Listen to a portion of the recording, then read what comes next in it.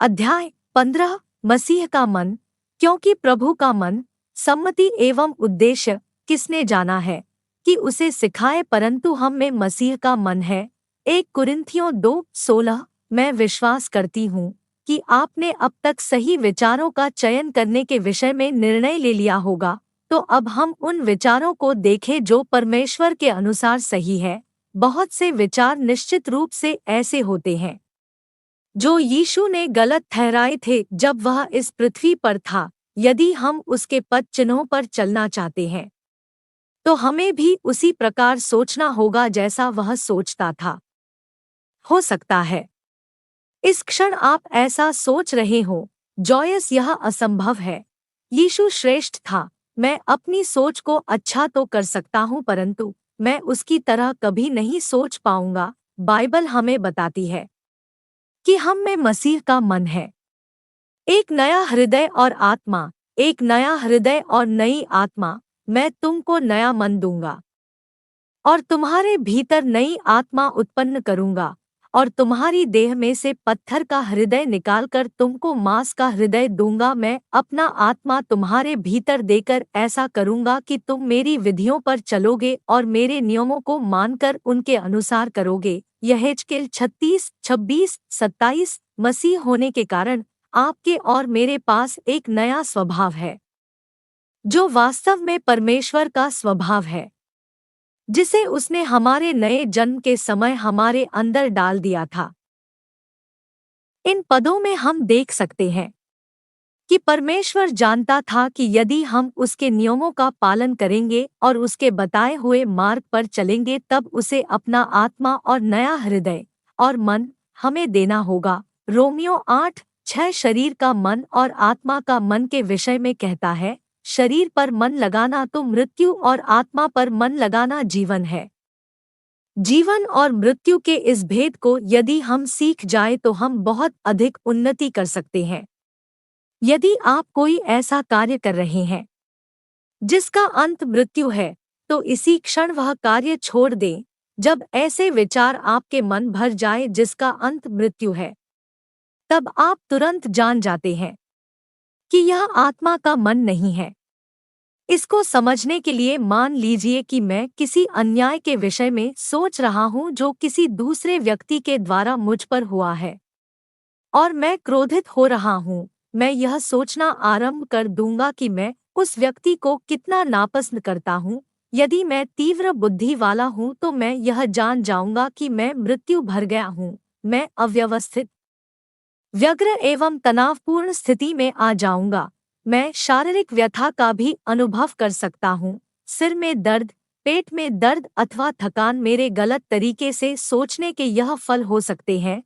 दूसरी ओर, यदि मैं ऐसा सोच रहा हूँ कि कितना आशीषित हूँ मैं और परमेश्वर मेरे लिए कितना भला है, तब मैं यह पता लगा लूंगा कि मैं जीवन से भरा हुआ हूँ। एक विश्वासी के लिए अपने अंदर जीवन और मृत्यु के विषय में सीखना उसके लिए बहुत सहायक होता है। यीशु ने अपना मन हमें देकर हमें जीवन से भर दिया है। हम मसीह के मन में बहने को चुन सकते हैं। मसीह के मन में बहने के लिए कुछ चीजें जो हमें करनी है, उसकी सूची इस अध्याय के निम्न पृष्ठों में दी गई है। 1. सकारात्मक विचार सोचें। यदि 2 मनुष्य परस्पर सहमत न हो तो क्या वे एक संग चल सकेंगे? आमोस 3:3। यदि कोई मनुष्य मसीह के मन के अनुसार सोच रहा है तो उसके विचार किसकी तरह होंगे? वे सकारात्मक होंगे, यह तो निश्चित है। इससे पहले वाले अध्याय में हम देख चुके हैं कि सकारात्मक ढंग से सोचना कितना आवश्यक है। आप अध्याय 5 में वापस जाकर सकारात्मक होने के महत्व को फिर से याद कर सकते हैं। मैंने भी इसको फिर से पढ़ा और मुझे इससे आशीष मिली, हालांकि इसे मैंने ही लिखा था। सकारात्मकता की सामर्थ्य के विषय में अधिक कभी नहीं कहा जा सकता। परमेश्वर सकारात्मक है, और यदि मैं और आप उसके साथ बहना चाहते हैं तो हमें उसी तरंग की लय दैर्ध्य पर आना होगा और सकारात्मक ढंग से सोचना प्रारंभ करना होगा। मैं मन को नियंत्रित करने के लिए नहीं कह रही, परंतु एक संपूर्ण सकारात्मक व्यक्ति बनने के लिए कह रही हूँ। अपना दृष्टिकोण और व्यवहार सकारात्मक बनाएं, सकारात्मक विचार और इच्छाएं बनाए रखें, सकारात्मक वार्तालाप में व्यस्त रहें। यीशु ने निःसंदेह एक सकारात्मक दृष्टिकोण और व्यवहार प्रदर्शित किया था। उसने बहुत सी कठिनाइयों का सामना किया, जैसे व्यक्तिगत आक्रमण, उसको झूठा समझा जाना, शिष्यों का ऐसे समय में भाग जाना जब उसे उनकी बहुत आवश्यकता थी, उसका मजाक उड़ाया जाना, अकेला छोड़ दिया जाना, गलत समझा जाना इत्यादि। फिर भी इस नकारात्मकता के बीच वह सकारात्मक रहा। उसने सदैव दूसरों को उत्साहित करने वाले शब्दों का प्रयोग किया। जो भी उसके पास आया उसने सदैव उसको आशा दी। मसीह का मन हमारे अंदर सकारात्मक है। अतः यदि कभी हम किसी समय नकारात्मक हो जाते हैं तो हम मसीह के मन द्वारा कार्य नहीं कर रहे हैं। लाखों लोग उत्साहहीनता से ग्रस्त है, और मैं ऐसा नहीं सोचती कि बिना नकारात्मकता के कोई व्यक्ति उत्साहहीन हो जाए।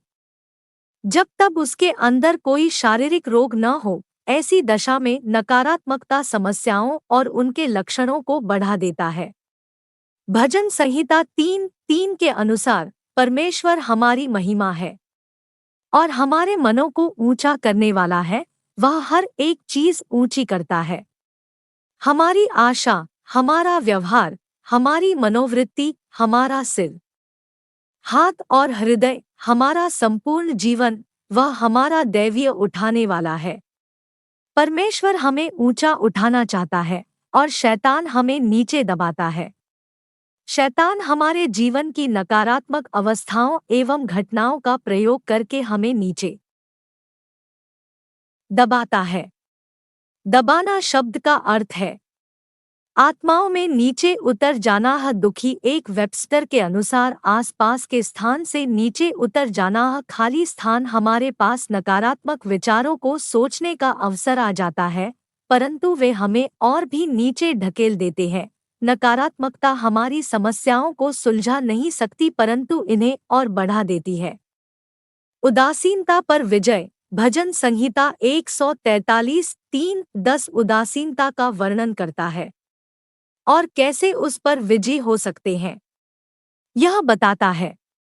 शत्रु के इस आक्रमण पर हम कैसे विजय प्राप्त कर सकते हैं, इस खंड में हम विस्तार पूर्वक यही देखेंगे। एक, समस्या की प्रकृति और कारण का पता लगाएं। शत्रु तो मेरे प्राण का गाहक हुआ है। उसने मुझे चूर करके मिट्टी में मिलाया है और मुझे बहुत दिन मरे हुओं के समान अंधेरे स्थान में डाल दिया है। भजन संहिता 143:3 मरे हुओं के समान अंधेरे स्थान में डाल दिया है। यह वर्णन मुझे निश्चित रूप से उस व्यक्ति का लगता है जो उत्साहहीन अथवा उदासीन हो। ध्यान दें कि यहाँ उत्साहहीनता के स्रोत का कारण है शैतान के प्राण पर आक्रमण करना। 2, इस बात को पहचानें कि उत्साहहीनता जीवन और प्रकाश को चुरा लेती है। मेरी आत्मा भीतर से व्याकुल हो रही है, मेरा मन विकल है।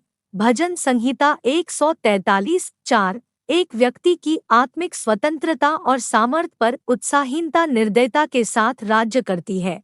हमारी आत्मा, जो परमेश्वर की आत्मा से सामर्थ्य पाती है और उत्साहित होती है, शक्तिशाली और स्वतंत्र है। इसी कारण शैतान हमारे मनों में अंधकार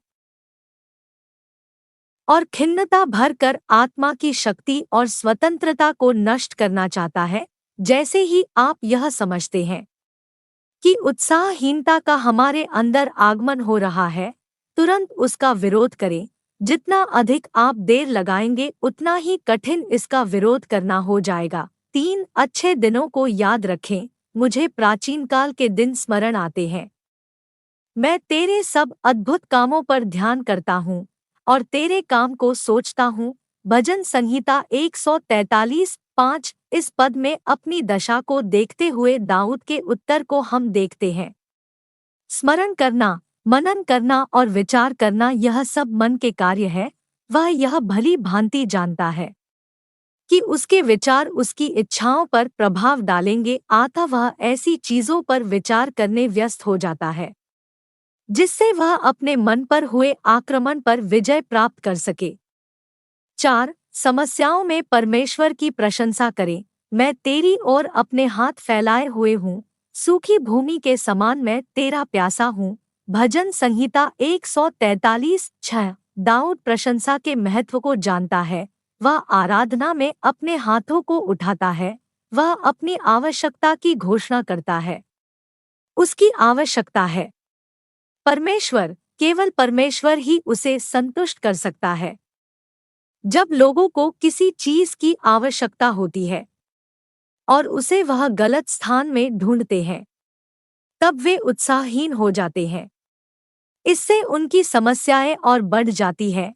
यिर्मयाह 2:13 में परमेश्वर ने कहा, क्योंकि मेरी प्रजा दो बुराइयां की है, उन्होंने मुझे बहते जल के सोते को त्याग दिया है और उन्होंने हौद बना लिए, वरन ऐसे हौद जो टूट गए हैं और जिनमें जल नहीं रह सकता। केवल परमेश्वर ही एक प्यासी आत्मा को पानी पिला सकती है। धोखा न खाइए यह सोचकर कि कोई भी चीज संपूर्ण रूप से संतुष्ट कर सकती है। गलत चीजों के पीछे भागने से आप सदैव निराश होंगे और निराशा उत्साहहीनता के लिए द्वार खोल देती है। 5. परमेश्वर से सहायता मांगे। हे यहोवा, फुर्ती करके मेरी सुन ले, क्योंकि मेरे प्राण निकलने ही पर है। मुझसे अपना मुंह न छिपा, ऐसा न हो कि मैं कब्र में पड़े हुओं के समान हो जाऊं। भजन संहिता 143:7। दाऊद सहायता मांगता है।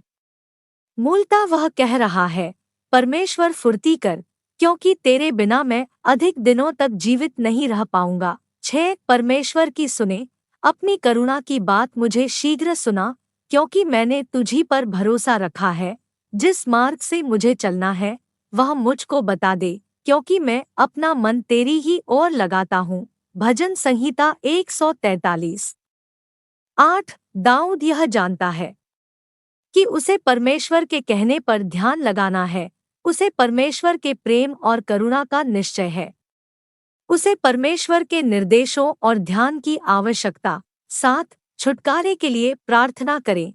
हे यहोवा, मुझे शत्रुओं से बचा ले, मैं तेरी ही आड़ में आ छिपा हूँ। भजन संहिता 143:9। एक बार फिर दाऊद यह घोषणा करता है कि केवल परमेश्वर ही उसकी सहायता कर सकता है।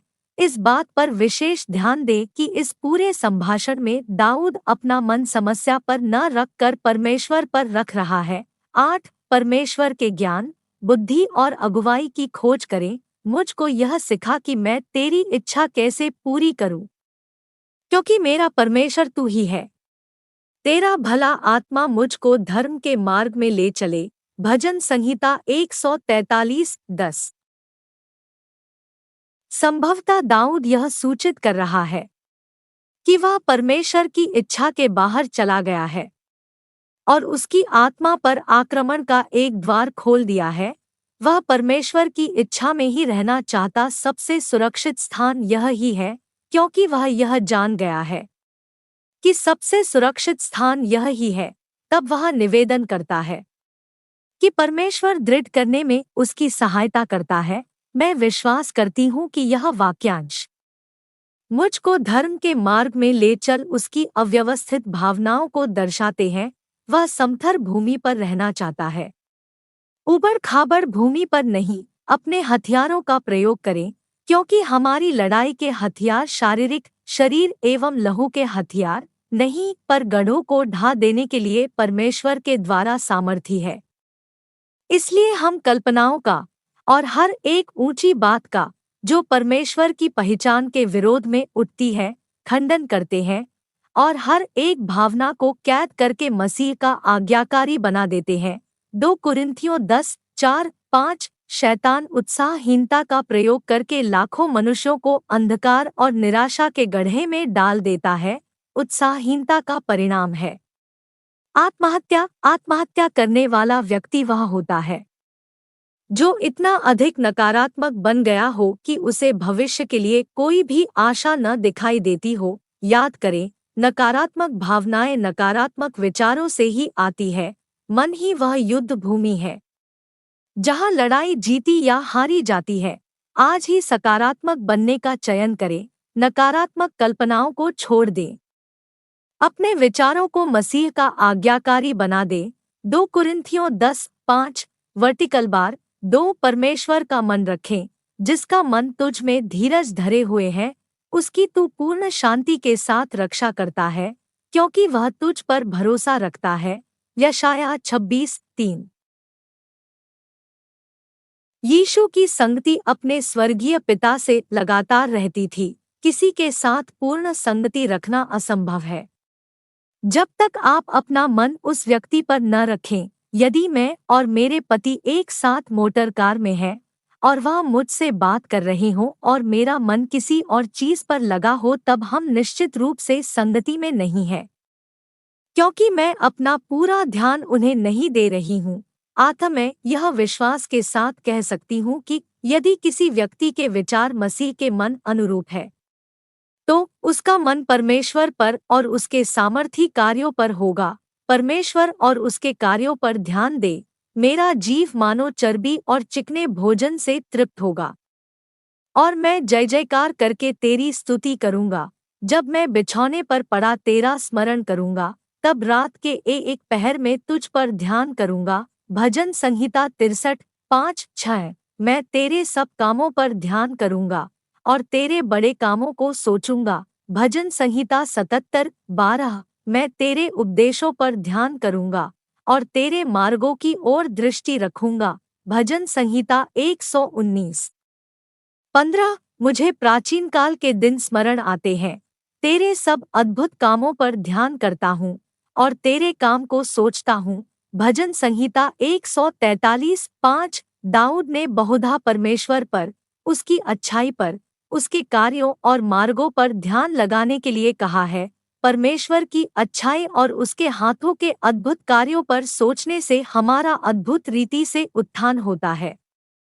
मैं टेलीविजन पर प्रकृति, जानवर और समुद्री जीव जंतुओं के कार्यक्रम को देखना पसंद करती हूँ, क्योंकि यह परमेश्वर की विशालता, उसकी असीमित क्रियात्मकता को बताते हैं और वह सब चीजों को अपनी सामर्थ्य द्वारा संभालता है। इब्रानियों 1:3। परमेश्वर और उसके मार्गों और उसके कार्यों पर ध्यान देना आपके जीवन का एक मुख्य अंश बन जाना चाहिए, तब ही आप विजयी जीवन का अनुभव कर पाएंगे। भजन संहिता 17:15 मेरा प्रिय पद है। इसमें दाऊद परमेश्वर से कहता है, मैं तो धर्मी होकर तेरे मुख का दर्शन करूंगा। जब मैं जागूंगा तब तेरे स्वरूप संतुष्ट होऊंगा। मैंने अधिकांश दिन दुख में बिताए, क्योंकि जैसे ही प्रातः काल में जागती थी तो गलत चीजों के विषय में सोचना आरंभ कर देती थी। मैं निश्चित रूप से कह सकती हूँ कि अब मैं पूर्ण रूप से संतुष्ट हूँ जब से मैंने मसीह के मन, आत्मा का मन, जो मेरे अंदर है, से कार्य करना आरंभ किया और मेरी सहायता पवित्र आत्मा करता है। प्रत्येक प्रातः काल परमेश्वर के साथ संगति करने से जीवन में आनंद भर जाता है। परमेश्वर के साथ संगति, यदि मैं न जाऊं तो वह सहायक तुम्हारे पास न आएगा, परंतु यदि मैं जाऊंगा तो उसे तुम्हारे पास भेजूंगा। यूहन्ना 16:7। यह शब्द यीशु ने स्वर्गारोहण से कुछ देर पहले कहे थे, जहां अब वह अपनी सारी महिमा के साथ पिता के दाहिने हाथ बैठा है। इस पद से यह स्पष्ट है कि यह परमेश्वर की इच्छा है कि हम उसकी संगति में रहें। हमारे अपने विचार हमारे सबसे करीब होते हैं, इसलिए यदि हम अपने मन को परमेश्वर से भर लेंगे तो वह हमारे विवेक में आ जाएगा और हम उसकी संगति का आनंद उठाने लगेंगे, जिससे हमारे जीवन में विजय, आनंद और शांति आ जाएगी। वह सदैव हमारे संग है, जैसे कि उसने प्रतिज्ञा की थी कि वह सदैव हमारे संग रहेगा। मत्ती 28:20। इब्रानियों 13:5। परंतु हम उसकी उपस्थिति के बारे में तब तक नहीं जान पाते जब तक हम उसके विषय में सोचते नहीं। मैं किसी के साथ एक कमरे में रह सकता हूँ, और यदि मेरा मन दूसरी बहुत सी बातों में लगा हुआ है, मैं उठ के जा सकता हूँ और मुझे मालूम ही नहीं होगा कि वह व्यक्ति वहां पर उपस्थित था। यही परमेश्वर की संगति के साथ भी है। वह सदैव हमारे साथ, परंतु हमें उसके विषय में सोचना है और उसकी उपस्थिति के बारे में सचेत रहना चाहिए। 3 परमेश्वर मुझसे प्रेम करता है। यह मन में बैठा लें, जो प्रेम परमेश्वर हमसे रखता है उसको हम जान गए और हमें उसका विश्वास है।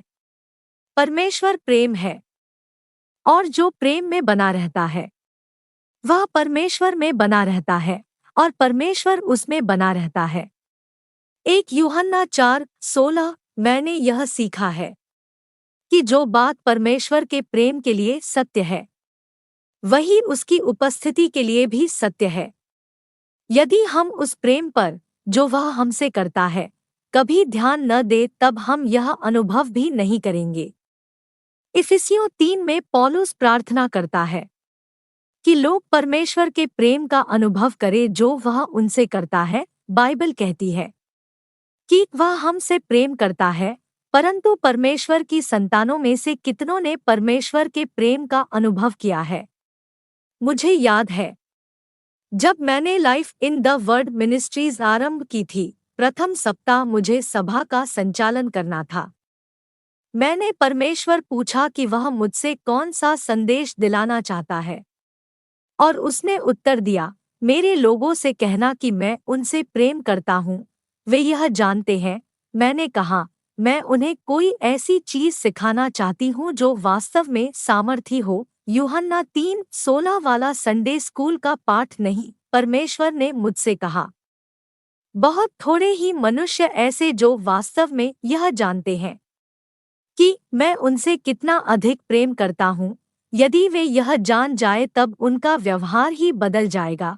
जब मैं परमेश्वर के प्रेम को ग्रहण करने वाले विषय का अध्ययन करने लगी तब मैंने यह पहचाना कि मुझे भी इसकी अति आवश्यकता थी। परमेश्वर मेरे अध्ययन में मुझे 1 यूहन्ना 4:16 में ले गया जहाँ यह कहा गया है कि हमें परमेश्वर के प्रेम के प्रति सचेत रहना चाहिए। इसका अर्थ यह है कि हमें सक्रिय रूप से सचेत रहना चाहिए।